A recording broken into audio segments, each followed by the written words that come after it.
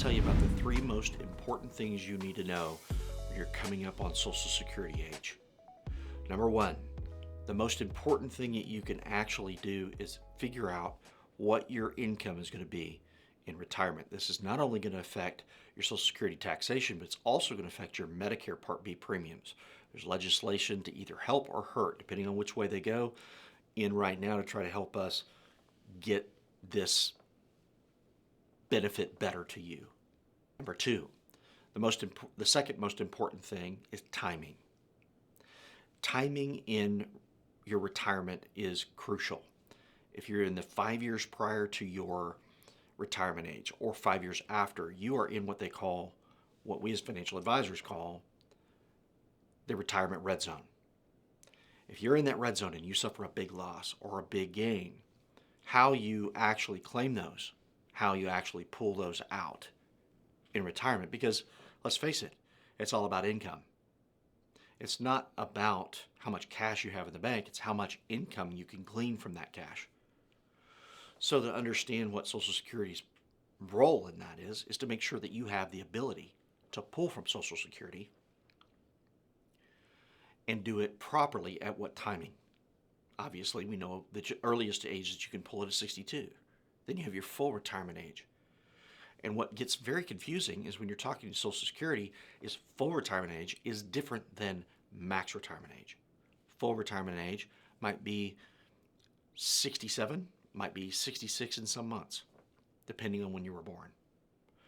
Also, the most important thing you have to understand about that is if you're a married couple, waiting to 70 might be your greatest benefit. Just having a little more patience, working a little longer, extending yourself to a point to where you're getting the maximum amount of your Social Security. Why? Because it's covering two lives. It's going to cover the primary breadwinner and the secondary breadwinner. But whoever is the primary is typically the male. Well, the male doesn't live as long. Statistically, the women are going to outlive us. So we have to make sure that when we plan, we have to plan accordingly to get the most out of the government, because your check becomes hers.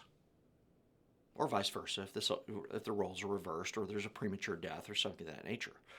But if we live our statistical lifetime like the government says we should or would, then we're going to be claiming those benefits for a long period of time, but the wife is going to typically be claiming those benefits much longer than we are. So you're really covering two lives with those. The third thing that you have to absolutely make sure of, how you're claiming your benefits based on you and based on your spouse. When do you turn those on? Again, timing, but this has to do with more of when your primary benefits are going to be turned on by the primary breadwinner or the spouse benefits that will be turning on by the spouse. These are major things that your financial advisor should be able to walk you through. Now remember, a financial retirement advisor is different than a wealth manager. It's different than a investment manager. Those help you make the cake, bake the cake. When it's time to eat the cake, it's a whole different story. It's a whole different platform. There's so many things you could be done to mitigate taxes, to be able to actually get out of what you're putting into your Social Security all these years of that hard-earned money. Make sure you don't make a mistake here, because that mistake will last you your lifetime. If you don't have a financial advisor, or if you don't feel comfortable talking to that particular financial advisor about all the different things that you can do to mitigate your taxes, maximize your Social Security, and get your timing right, give our offices a call. We'll be glad to talk to you about it.